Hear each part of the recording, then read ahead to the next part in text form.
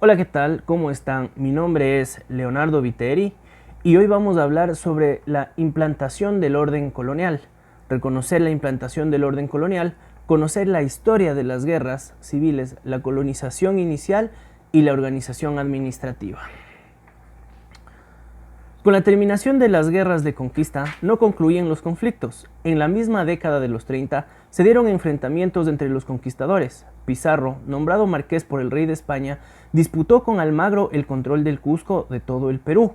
En 1538 Almagro fue derrotado y ejecutado. Su hijo encabezó una revuelta, asesinó a Francisco Pizarro en 1541 y tomó el poder. Las autoridades españolas comisionaron a Vaca de Castro para que pacificara la región. El joven Almagro no quiso someterse a la autoridad del comisionado, que lo venció en Chupas en 1542 y luego fue ejecutado.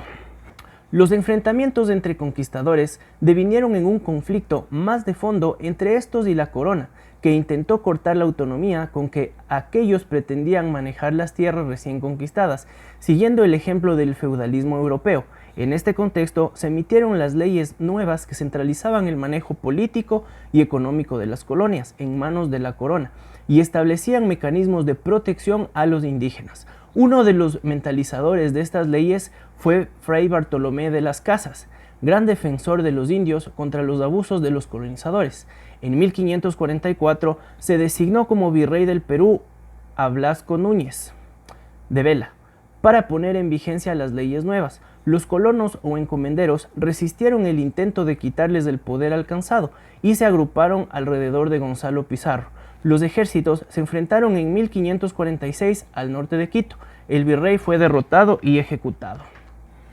La respuesta de la corona fue intentar una negociación con los colonos recién llegados, que tenían expectativas de nuevos privilegios y estaban enfrentados a los encomenderos. Al mismo tiempo, trató de no aplicar las conflictivas leyes, cediendo cierto manejo de los asuntos americanos a los colonos, a cambio de consolidar la autoridad central. Para enfrentar a Pizarro, se designó al clérigo Pedro de la Gasca, que anunció que el rey cedía a las demandas de los colonizadores y logró levantar una fuerza importante.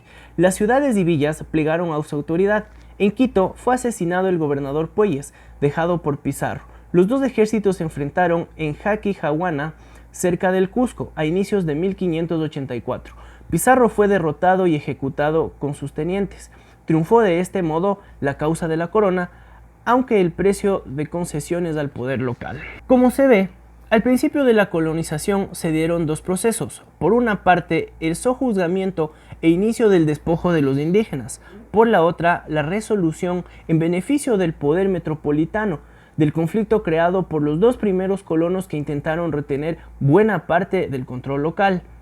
Al comienzo de la colonización, para manejar las tierras y las gentes recién conquistadas, los españoles necesitaron de los caciques locales, que siguieron como autoridades de los pueblos. Así, se dio el mandato indirecto, pero desde el inicio establecieron mecanismos de control de los indígenas.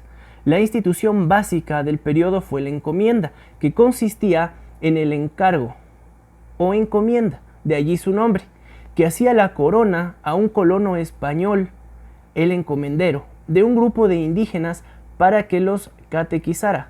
Para esta labor, el encomendero pagaba a un eclesiástico, el doctrinero, que tenía a cargo la evangelización. Los indígenas debían pagar un tributo a la corona y como pago del beneficio de la cristianización quedaban obligados a prestar servicios al encomendero o a darle dinero.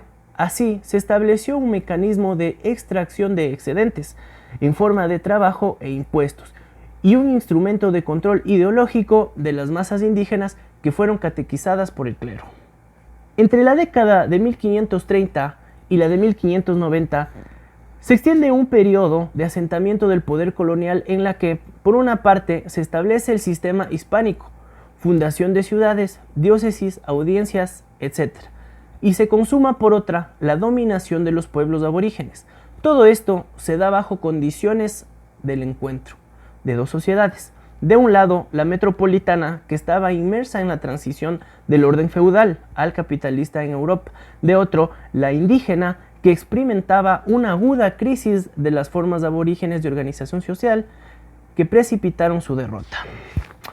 Luego de la conquista militar, se institucionalizó el poder colonial, pasando de este modo paulatinamente al mandato directo.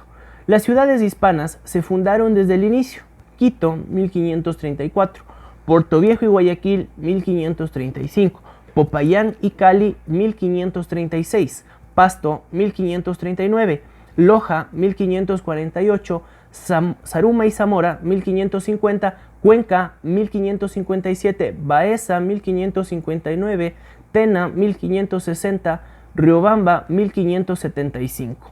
En estas villas o ciudades propiamente dichas se estableció un cabildo, representante de los intereses dominantes locales, que cumpliría un papel crucial en el régimen colonial.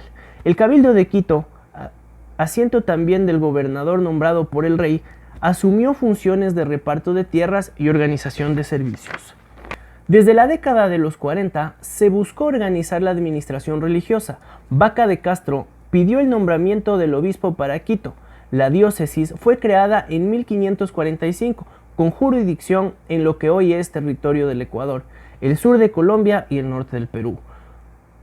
Para el primer obispo fue nombrado el bachiller García Díaz Arias, que se posesionó en 1550.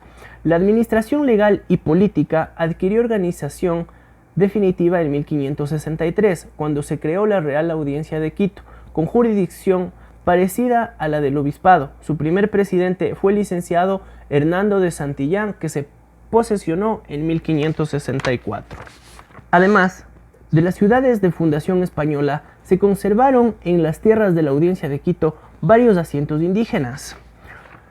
No solo en este aspecto se dio continuidad a la sociedad indígena, ya que la prevalencia legislación de Indias mantuvo una división entre la República de Blancos, que agrupaba a los colonos, y la República de Indios, que mantenía sus elementos comunitarios constitutivos e inclusive sus autoridades étnicas, como los caciques, asimilados a la burocracia para efectos del gobierno y recaudación de impuestos. Durante el gobierno del virrey Francisco de Toledo en el Perú, 1569-1581, se realizaron fundamentales reformas administrativas y fiscales que consolidaron el poder colonial en todo el virreinato y la Audiencia de Quito.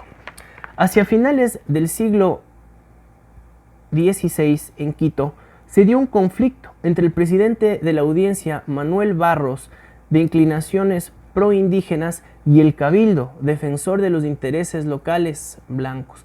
En 1592 y en 1593 se produjo la rebelión de las alcabalas contra la aplicación de un impuesto que afectaba al comercio local. Al fin triunfó una vez la corona, pero se mantuvo una suerte de equilibrio de fuerzas, entre ellas los poderes locales. Muchas gracias, eso es en cuanto podemos hablar hoy acerca del tema expuesto. Muchas gracias.